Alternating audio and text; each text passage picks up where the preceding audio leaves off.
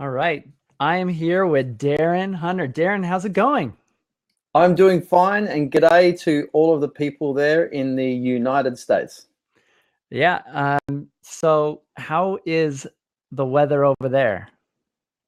Actually, the weather's been not good. It's been in the news. Last week, our whole state of South Australia was completely without electricity for at least 5 hours, some places 3 days. But we had these massive storm systems with category 2 winds come through with lots of rain. So we're dealing with flooding at the moment. Lots of fun. Let's just say that I'm glad that I don't own a rent roll at the moment. Otherwise, I'll be busy out there fixing things. Oh my goodness. It's been gorgeous here in SoCal, especially today. It's really nice weather.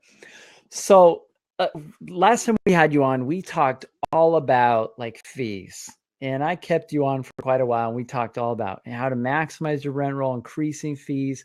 And I got some really positive feedback on that, and people really enjoyed that conversation. It's really awesome. So I'm really excited to have you come back on. And you had volunteered a topic, and so you're here to talk with us today about. We're going to talk today about dealing with discount requests with new business. So we're not going to talk about increasing fees with current clients today. We're going to talk about when owners throw questions at you like, well, if you could match your fee with the other agent down the road, or why can't you do cheaper, or the other agent can give a discount, why can't you? We're really going to nail those things today and how to overcome those objections without necessarily having to give in or cave in and discount. Fantastic. So I know it's a real common thing for property managers to feel like they have to give somebody a discount if this person has a certain situation, and that everybody's special, and everybody has some special circumstance, and they're always saying, I've got this many properties, or I've got this many units. And some of the worst situations seem to be taking on these big properties that have lots of units, and then they take them on like they feel like they have to give them some massive discount, and they do it for even less than they would do a single family home, and then they hate having these properties on. So I think Well, let's talk about that first. yeah. With when an owner comes in and he's got 5, 8, 10 doors, Mhm. they automatically think that you're like a printing press. And so if you want to get something printed down at the printing press, well, they'll give you a price if you want to print 500, and they'll give you an even cheaper price if they print 800. And boy, it's going to get even lower if you print 1,000. But you see, property management, I believe, is not like that. One property is one property worth of work. Is that a bad thing to say? And two properties is two properties worth of work, and 10 properties is 10 properties worth of work. So if you've got 10 properties worth of work, is no use doing that for 7 properties worth of income. Now, I'm a real believer. I've seen when I'm working with officers and increasing their fees, and I've seen owners with 5, 10, 15 properties that they're renting. Very commonly, I see much less management fees. In fact, 30, 40% less fee income than what they would do with individual properties. And that's unsustainable, because the average profit margin in the United States, as well as here in Australia, is just 20%. That means for every dollar earned in rent roll growth, the agency has to pay out 80 cents to salaries and car expenses and insurance and all those things to keep the business running. They retain 20 cents. You take on an owner with 10 properties and you take off 30% of your income, you just kiss your profit margin goodbye. This really comes down to one thing. What are you worth? Because you will always adjust the fees to what you believe you are worth and what your services are worth.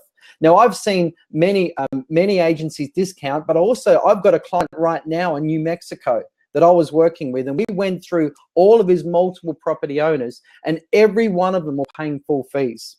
And why? Because he believed he was actually worth it. And he told them, if you want our service, you need to pay full fee. And he provided them value in other ways than just giving a discount. Yeah, it makes a lot of sense. So if somebody doesn't really value themselves or really feel confident about their own value and what they do, then it's very tempting when somebody comes and says, "Well, can you give me a discount?" Or they have some sort of justification in their mind, no matter how small it is. I deserve this discount because of A, B, C, or D, whatever it is. Whatever they say it is, it doesn't matter if it doesn't matter what they say, it doesn't matter their justification. What matters is what you're saying is what your belief is as to your value. And if you don't have that confidence, then they're going to win, right? So in sales, you'll hear in a lot of sales conversations or trainings, the person with the higher or stronger frame wins. And if you have a strong frame that this is what I'm worth, and this is absolutely what I'm not willing to budge on. This is where I'm going to set my fees, and I'm not going to change this. And here's why. Then they're going to end up as this strong frame. And from my experience, when I do that with clients, they usually say, "Okay, I thought I would ask," right? So Well done. You've identified that. The person with the best persuasion wins. And if you believe it, if you know you're worth it, your client will believe it too. So that's where it really starts. It's very much that X factor. But Jason, do you want to go through some common scripts, some common objections that come up all the time? yeah, I would love that. Let's do that. All right, well, let's start with the first one. This is a really big one. Now, this is big here in Australia as well as the United States. And let's say that we've done our talk to the owner, we've done our presentation, we've talked about our services, whether it's on the phone or it's meeting with the client in the office or maybe even at a property or something like that. What if they turn around and say, well, if you can match your fee with the other agent down the road, we'll sign up with you. And that's a very common one. And firstly, what I'd like to say before we get into this is property managers generally aren't very good at math. They're not very good at all. And if they're not good at math, then your clients aren't going to understand it either. And so the most common discount that is generally asked is surrounding the management fee. That's generally where the discount requests are going to be. That's what I call the law of the main game. The main game that the owner generally focuses on is the management fee. If not, it will be on the leasing fee, but mainly the management fee. So, and if it's on the management fee, generally they're arguing about 1%. They want a 1% discount, at most probably 2%, really depending, but let's just say it's 1%. Now, for all the property managers out there that aren't very good at math, and I was terrible at high school, I failed math in year 12. And to understand that if your rent is $1,000 a month, what is 1% of that? Well, very simply, that's going to be $10. Right. If it's $1,200 rent in a month, what's 1% of that? That's $12. If it's $600, if you've got, low rent properties, if it's $600 a month, what's the 1% of that? It's going to be $6.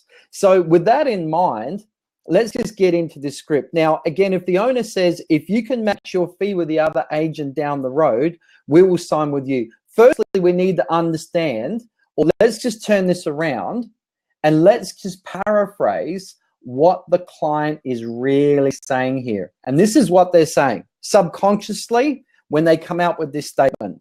They're saying, we love you. We want to go with you and we think you're great. And in fact, for me to sleep well at night, I've got to feel that I've won something out of you. And the other guy down the road, well, he's cheaper than you, but we don't like him. But if we can have your services and you, because we like and trust you, and have his fees, and if we can have our cake and we can eat it too, then I'm going to be very, very happy with myself and I'm going to sleep well tonight knowing I've really won something. That's what they're really saying.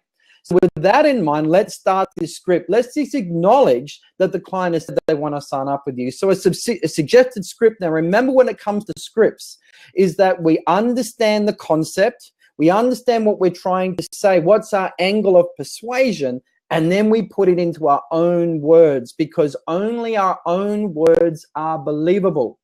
If the client doesn't believe us, we're not going to win. We got to be real and we've got to be honest, and we've got to believe in what we're saying. So a suggested comeback would be, look, Mr. Smith, I can see that you wish to use us. I can see that you want to sign up with us. Then is it just about price?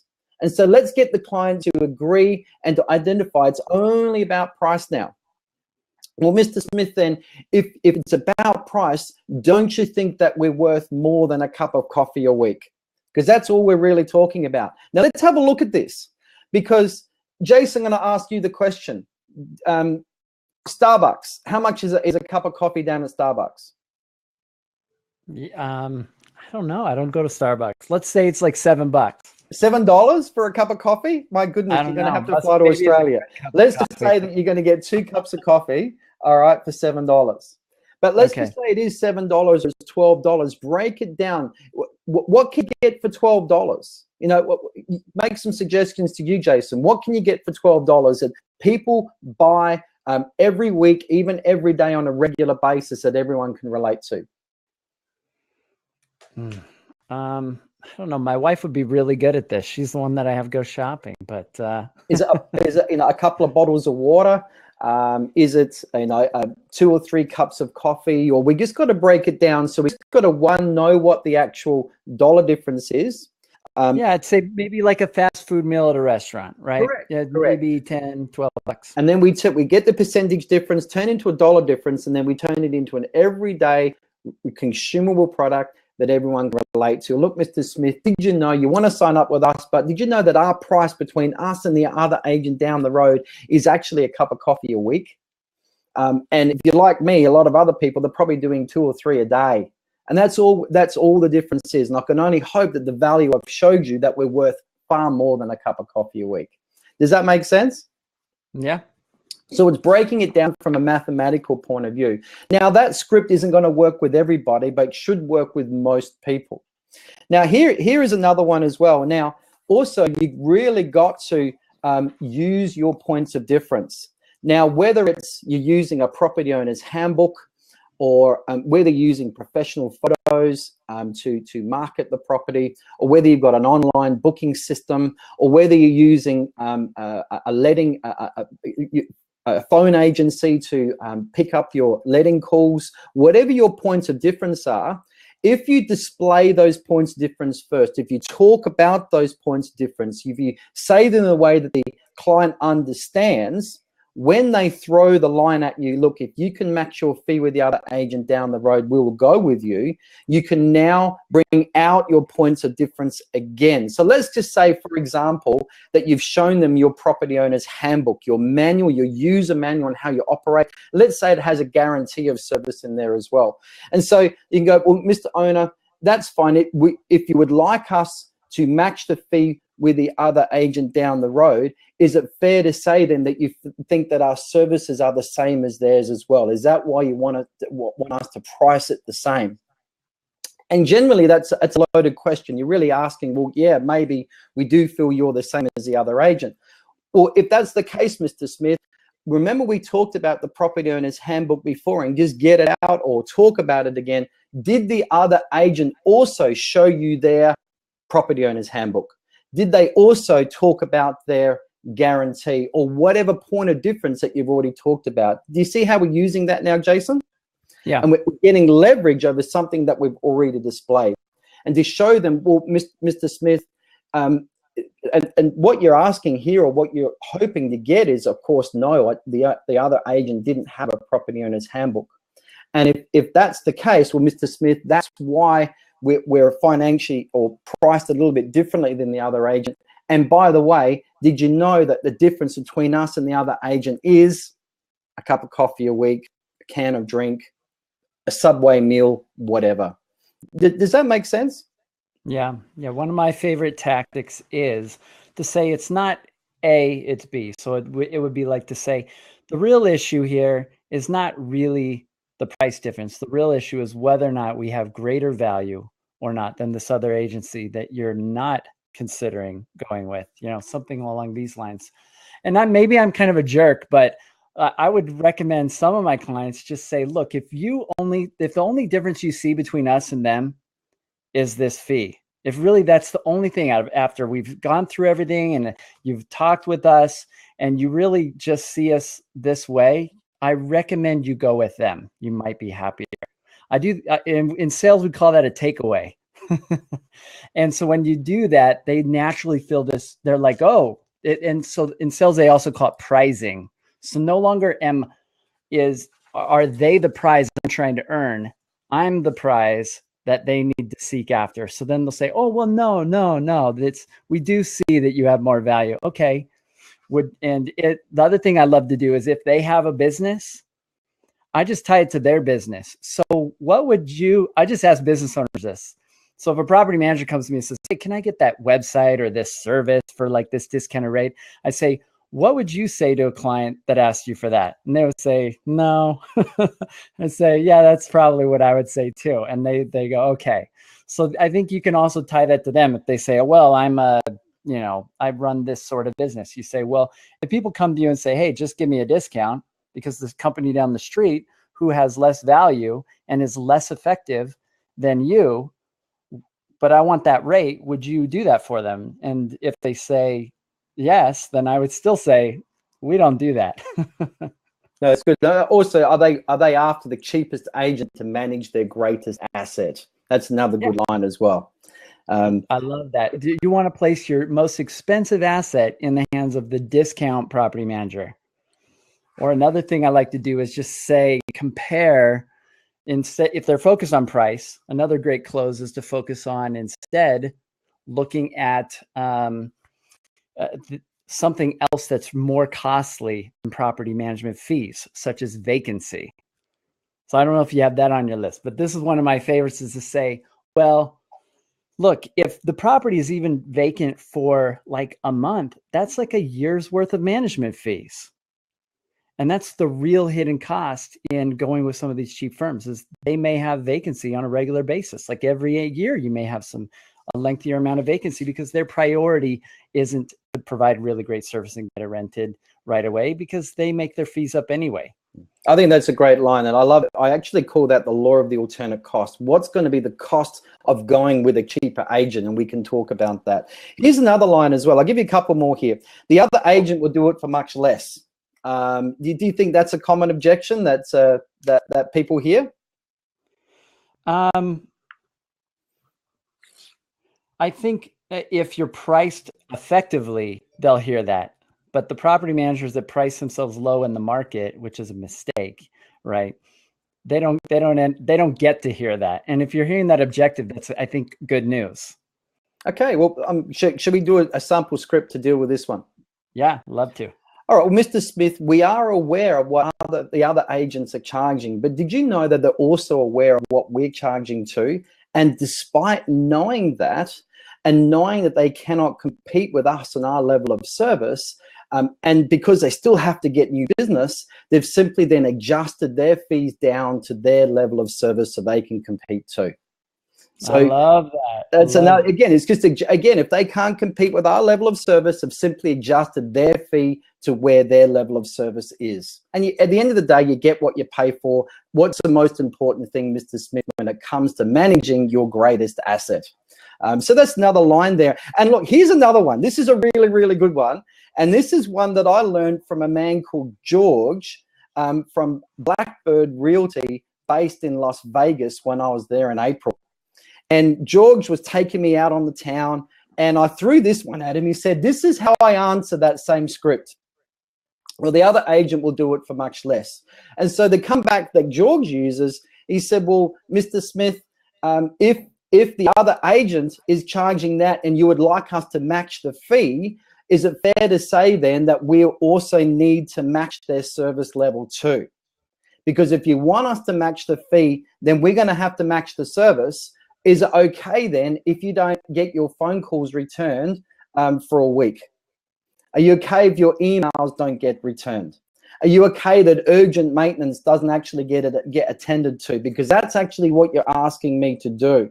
To actually match their fee, we've also going to have to match their service. And as you can see, I'm unable to compromise on my service. Therefore, we're unable to compromise on our fee as well. I like that one a lot. It's a good one, isn't it? It's a really, really good one. And with that one, with that one, if you can back it up with your online reviews, like if you're using a service like we have, like Gather Kudos, and you have better reviews than the company, that's becomes really easy because you can just give them actual visible proof. You can say, well, go look at their reviews on Yelp or go look at their reviews on Yelp on Google. Do you want a 2-star level of service? Because we're rated over 4 stars and our level of service is high for a reason. And then you have something, a third party verification that's backing you up, and people trust Google, they trust Yelp. So, you know, I absolutely agree. Most people understand that you get what you pay for. Most people understand that and accept that. And if you can simply demonstrate that you've got better value, better service, then naturally paying more is expected. I mean, you know, what's a Kia car priced at as opposed to a Toyota? I'm assuming even in America, they're priced differently, right? And it's for an absolute reason. You do get what you pay for. Now, if most people believe that you do get what you pay for, there is a small portion of people that don't think that way. And they're people that perhaps don't value peace of mind with a good service. They actually value keeping or retaining as much money as they can. And I'd like to call these the C-class landlords or the C-class owners. And C-class owners are an interesting creature because this is the typical, there's six characteristics that make up a C-class landlord. Now, I think we may have spoken about this last time, Jason, but let's just quickly run through it again. Number one, they like to be unreasonable and over-demanding. You can call them up with some good news, and very quickly they're going to pee all over your parade and make you feel bad. They like to take up, number two, they like to take up lots of your time. And they might send you a 5-page love letter by email every day. And you think, how do these people have this time? The third thing that is characteristic of a C-class owner is whatever the rent is, they just simply want more. So they want more than just market rent, which means a property is likely to stay vacant, or what we call attract the desperates. They're the people that will pay anything and in the end likely pay nothing.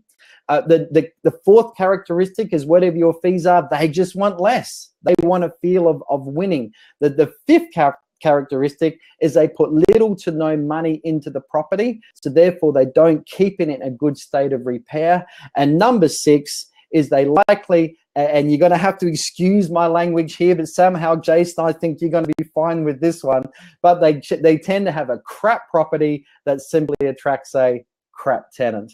And so we really have to come to the decision, do we value this type of business? Because I honestly think that a C-class landlord is like a packet of cigarettes and they will take years off your life.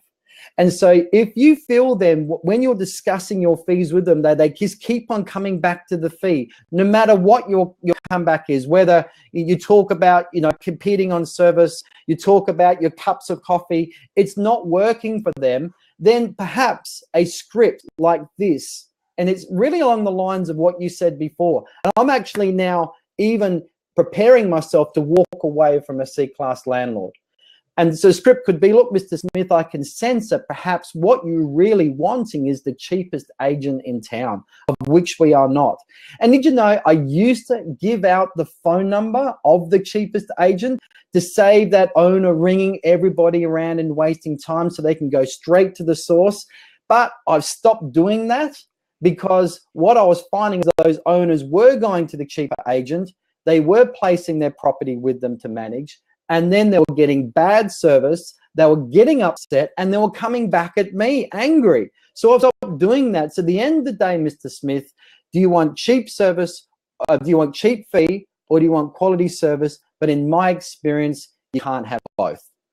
Yeah, in my sales trainings that I do with property managers, these 6 would be a fantastic list for what I would call the filter you want to create for clients you don't want to take on. This would be a great list to go through. I tell property managers to make a list of the types of clients qualities that you don't want to take on, and then figure out how you can qualify them during your sales process. But if you find that they're unreasonable and over demanding, they're time wasters, they want more than market rent, they're not willing to trust you and let you be the expert in that area, they want lower fees than you offer, then you have, they don't want to put money in the property, or the property is crappy, or they're crappy, then, you're going to get crappy tenants, then they automatically are out. They're not somebody you want to take on, because it's going to take 10 times the amount of work to deal with them in that property. And meanwhile, you could be moving on to business development, other stuff, taking on 10 additional properties. And this is one of the areas where property managers get stuck. And I think why so many property managers are trapped under 60, 50 units, and they'll never break the 100-door barrier, because they're taking on bad clients.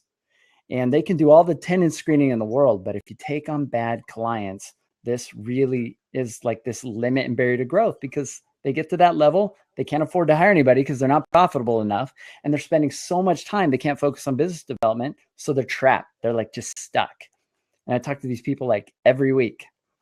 One of my favorite sayings is that just because it's got a roof and a front door, it's still not good enough. You have to have more criteria than that to take it on.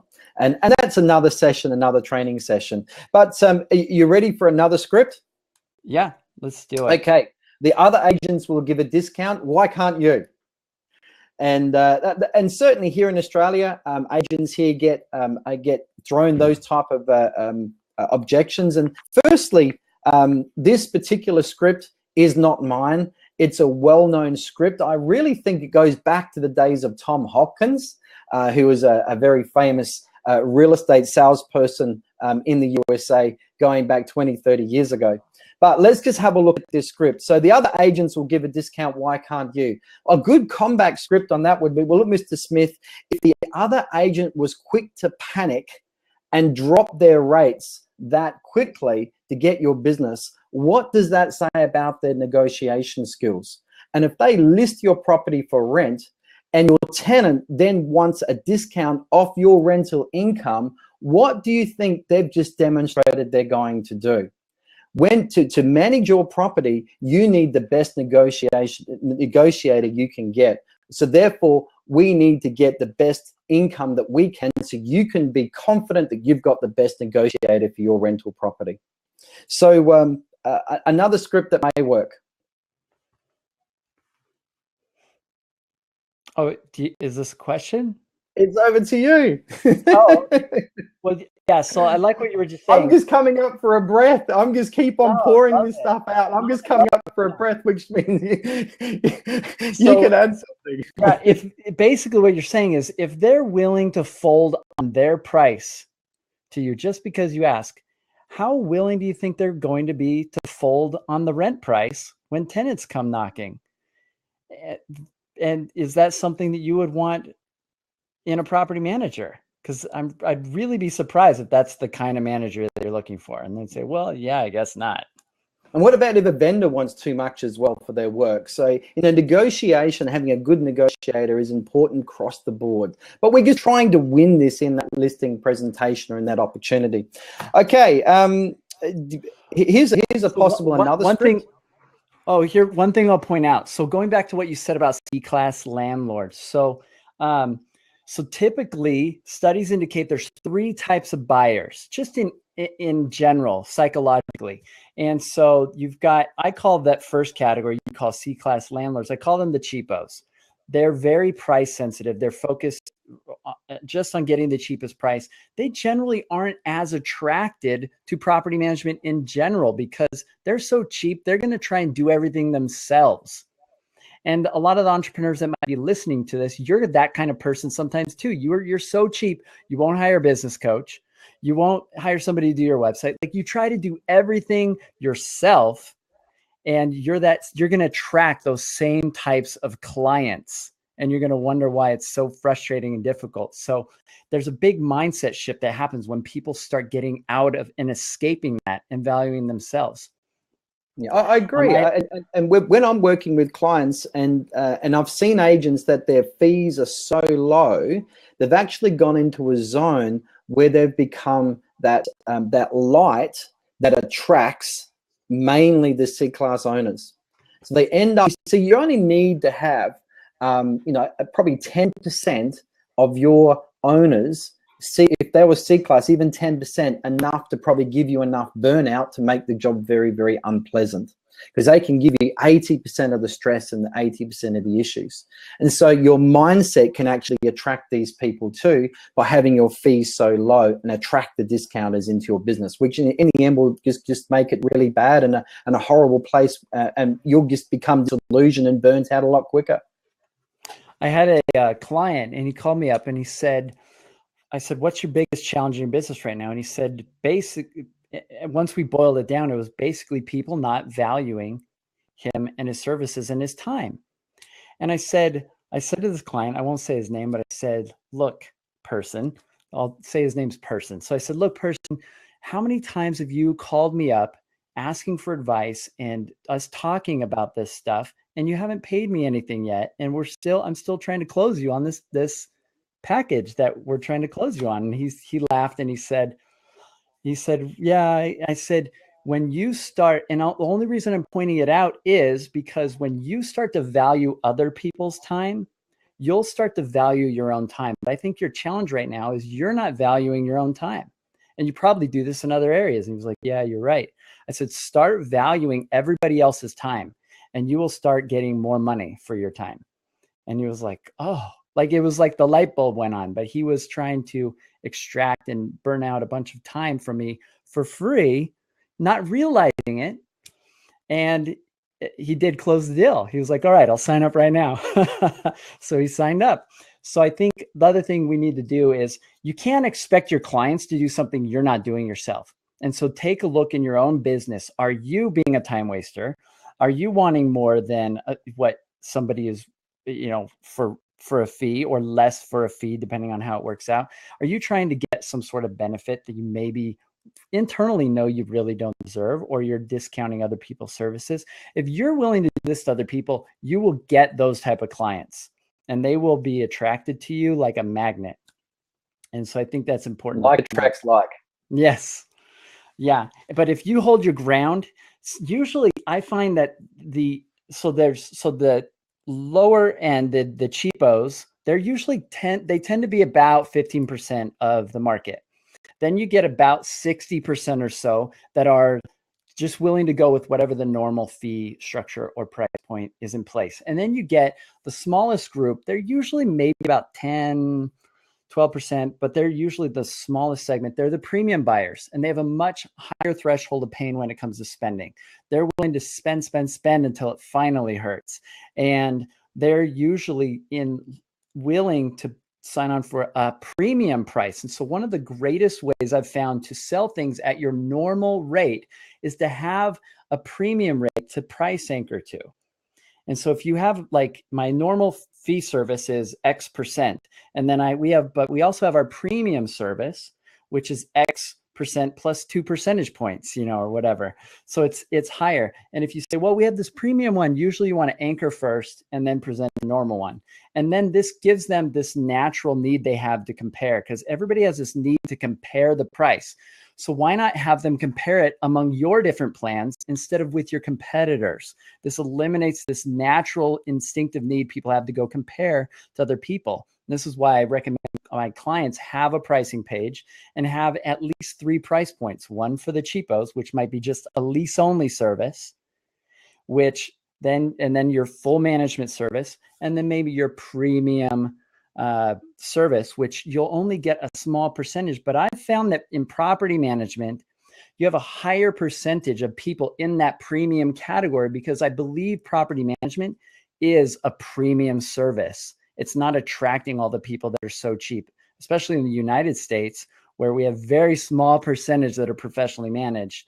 Usually it's the premium buyers that are looking for property management and looking to offhand that to somebody else. So hopefully that's helpful to those people listening. All right. Yeah, I'd have to confirm, you know, with different fee packages, when I've worked with agents that do have 2 or 3 different choices, we find that the client will tend to negotiate which package they would like, instead of negotiating the fee. Right. And what a better negotiation to have, right? It's like my kids. If I want to manipulate my kids to get them to make right choices, I can say, look, do you want to wear the red jacket or the blue jacket? If they're fighting with me, I'm putting on a jacket, instead of saying, let's put your jacket on. I want you to fit into this jacket. And so rather than trying to corral somebody into your one fee, give them choice. People want choice, especially well done. people that are really want to be in control of things. As soon as you have a high enough and strong enough frame and you're willing to say, this is how it is, I'm the expert. If you don't trust me as the expert, you probably should go with another manager. They're going to fold and say, you're exactly what I've been looking for. Everybody else, I had to micromanage and I had to tell them to give me custom reports. They're looking for the expert to say, no, this is how we do it and why. You either trust us or you go somewhere else. And they're going to say, oh, great, you're exactly what we've been hoping for. We've had to tell everyone else how to do it.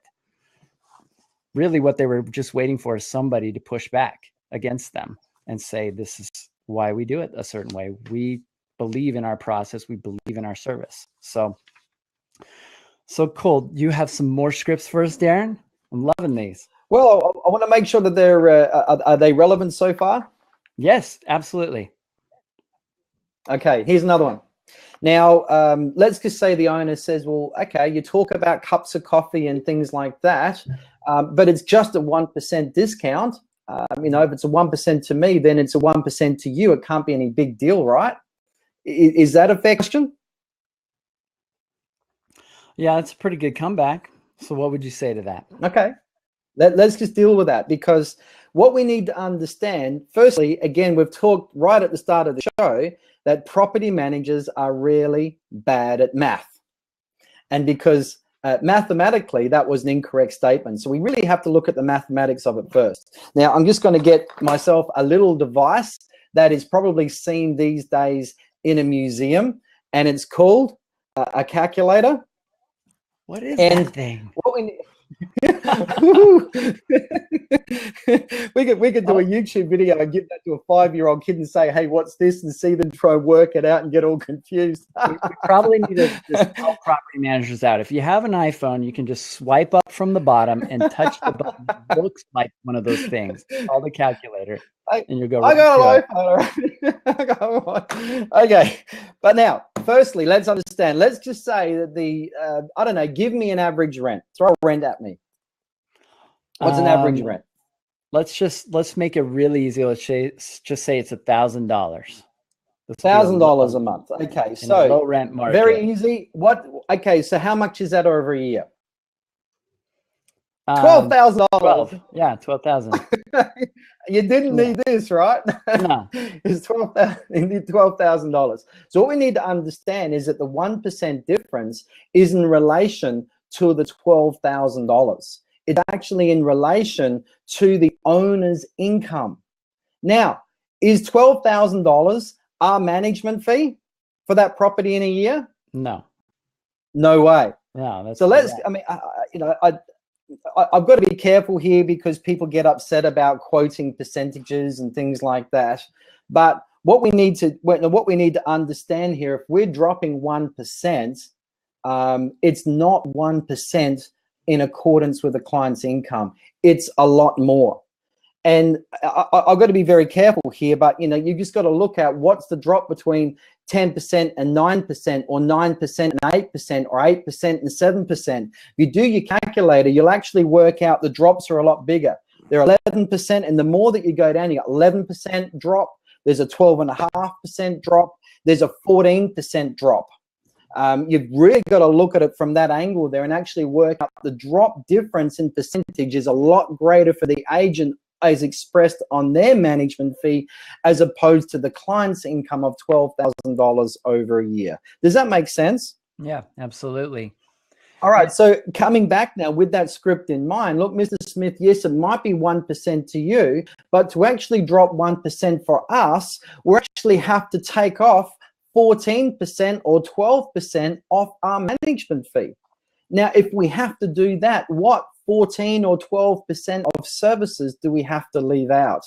Perhaps we'll give the tenant screening over to you, and you'll have to check their credit and check their criminal convictions, or oh, hang on, you don't have access to that information. No, so we're going to have to do the tenant selection and the tenant screening. Or maybe it's you have to do the assessment or the routine inspection in the year, and you've got to give the correct notice to the tenant. Actually, no, that's probably not a good idea. Or if the tenant gets behind in the rent, what legal steps have to be taken to collect that? Well, actually, we're experienced in that too. So as you can see, we have to do 100% of the services. We can't take anything off. That's why we've got to have 100% of the income. Yeah. And I think also, if you want to make it really simple, you could probably also just say to our listeners, you could probably just say, look, we've got our profit margin, we've got our costs, and that really cuts into our margin for profit. Whereas for you, it's a little bit off the top, it's a little bit of a fee, but for us, it's a significant dip into our profit margin. And this really wouldn't be very interesting for us to manage in our portfolio. Correct. And so let's just talk about that, because the NAPM did a national survey, and they found that the average agency profit margin is only about 20%. And that's the same here in Australia.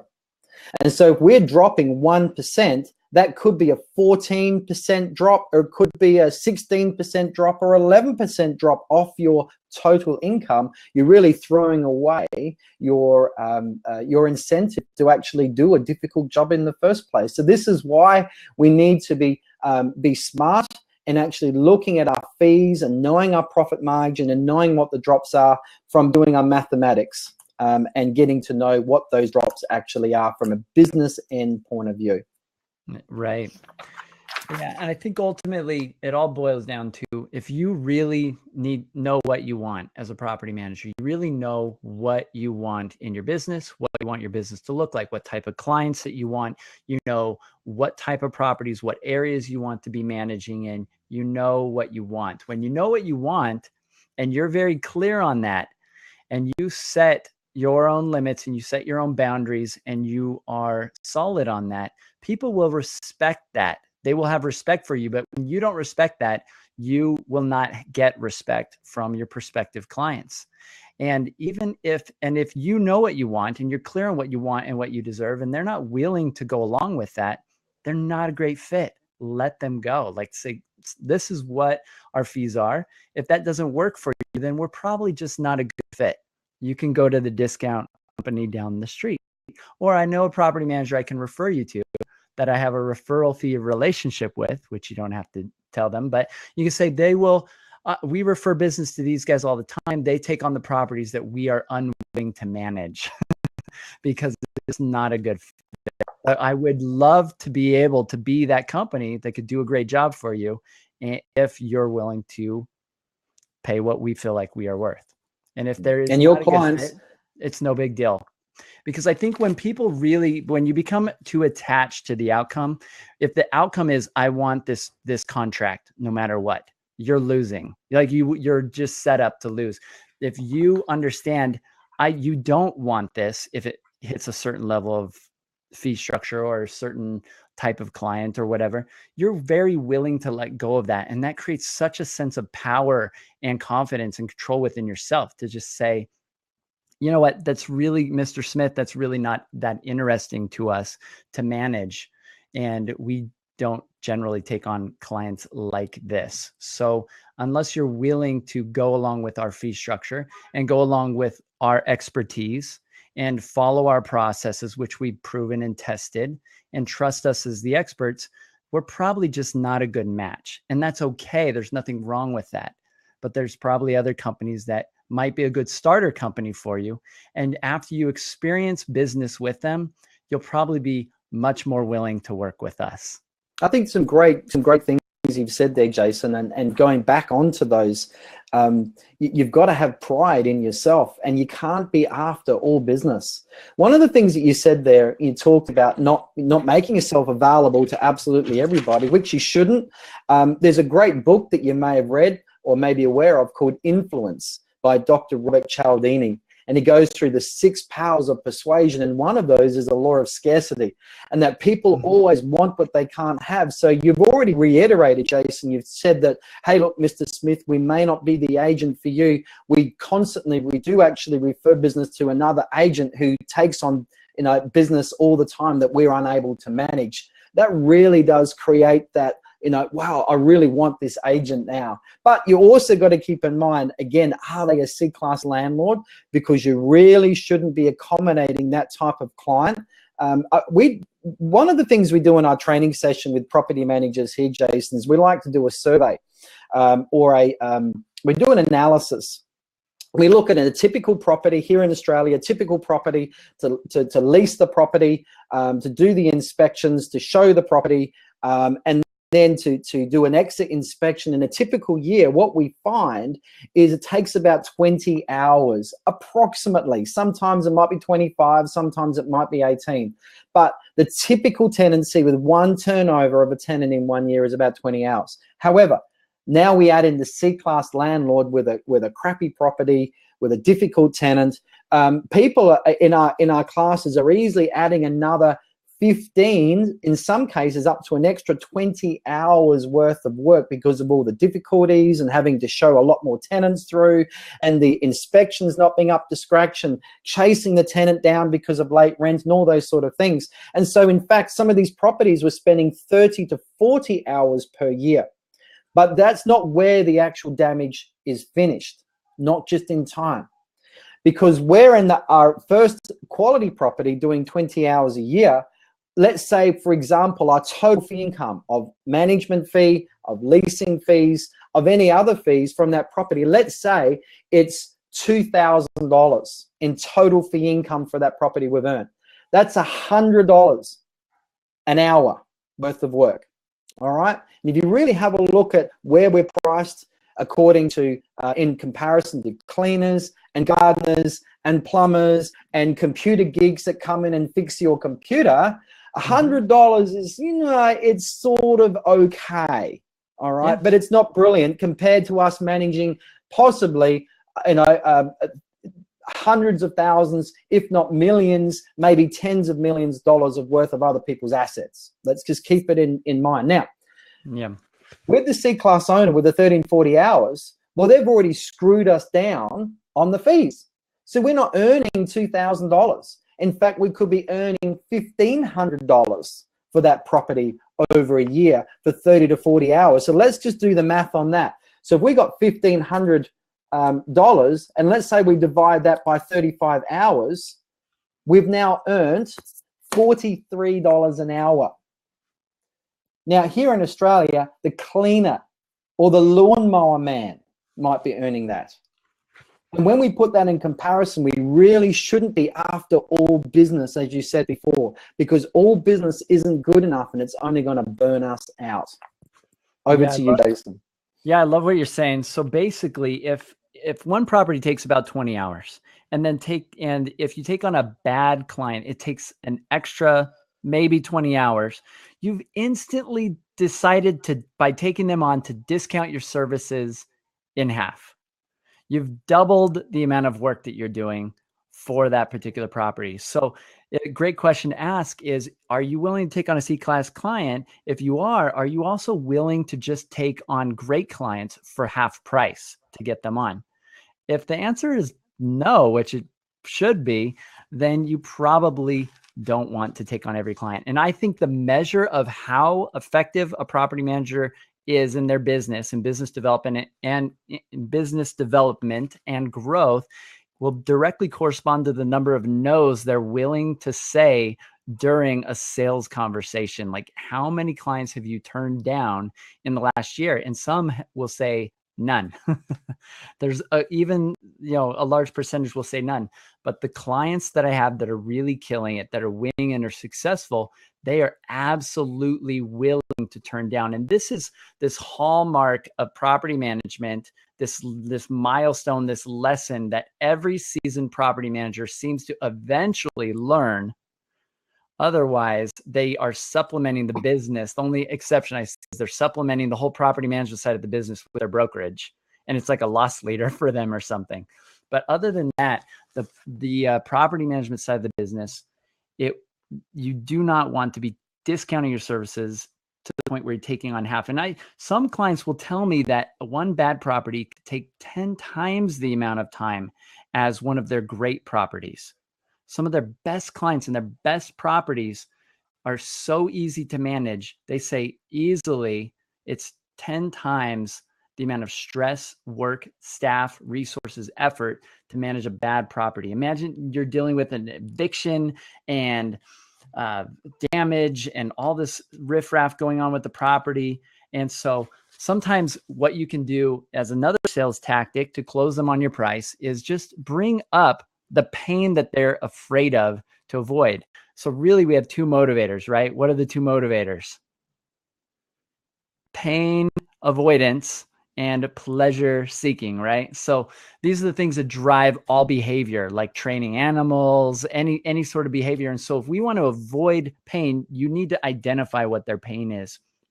And if you identify that they're trying to discount your services, but you identify that the pain, what they're trying to avoid is their property being turned into a meth house, or their property being, getting people in it that are not willing to pay rent. And they're having to go through a legal eviction process, or all these kind of things. This is why they're coming to you to hire you. And so remind them of that. Here's all the things that could go wrong. Oh yeah, we used to take on properties like this. Cause I'll tell people in my web design business, I used to take on clients for like $1,000.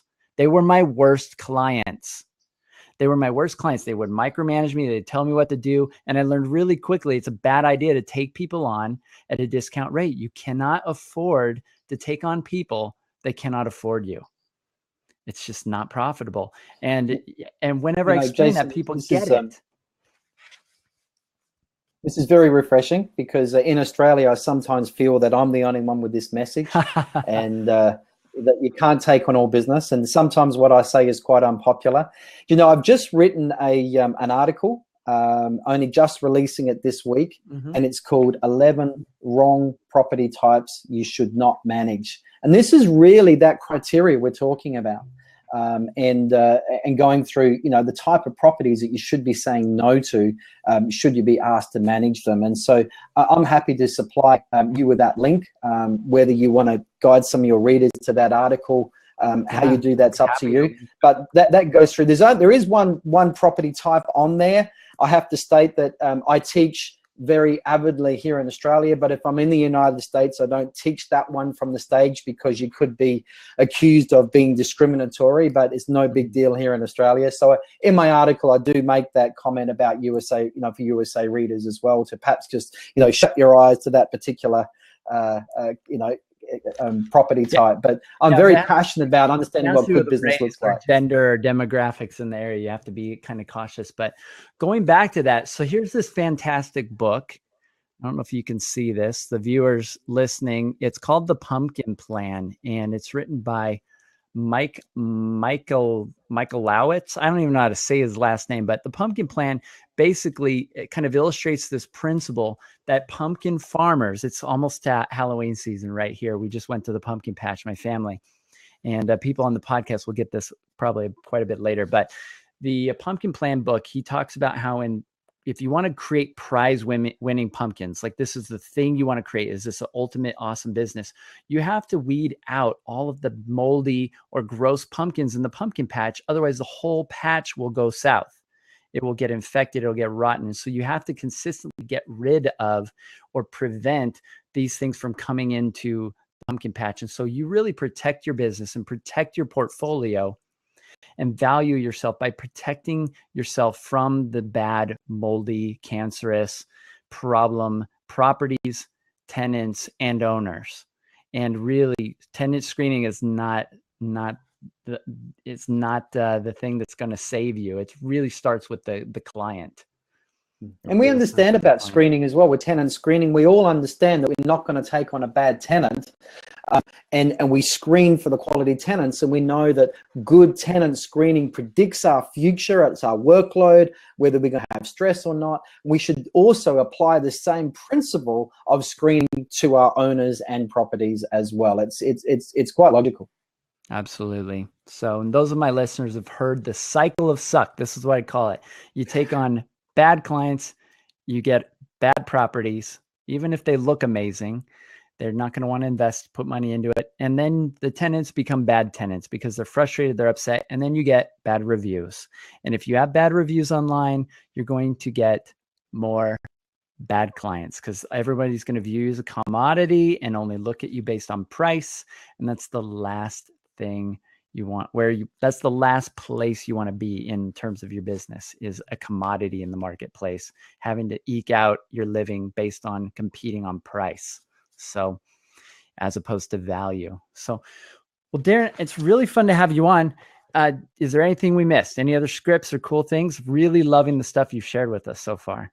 Well, as long as it's working, and you know, here's the last one. This is really easy, very easy one to remember.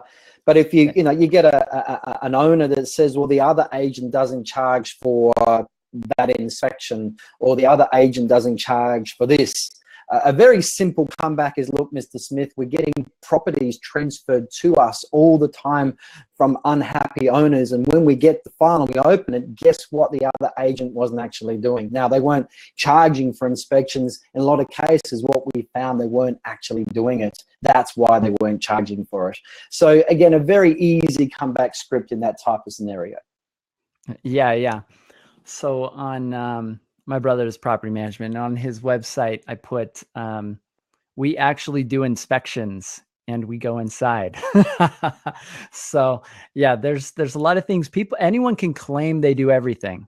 And you can say this, look, everyone can claim they do everything. And look, I get it. We all probably look the same and say we do everything, but there's a big difference between what actually happens in what we do versus our competitors.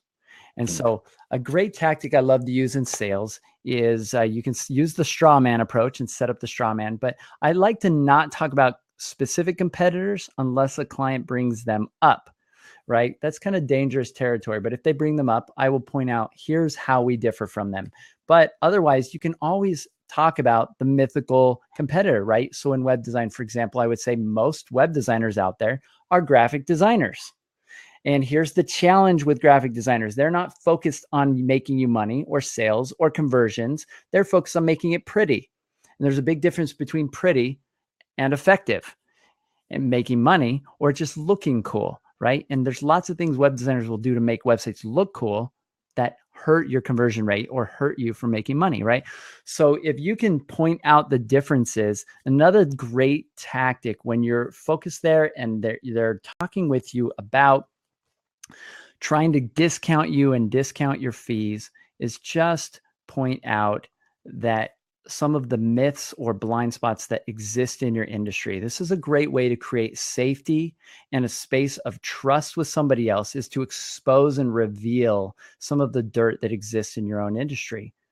And to say, look, one of the dirty secrets in my industry, for example, in website design or in internet marketing, is content delay. So a lot of web designers will the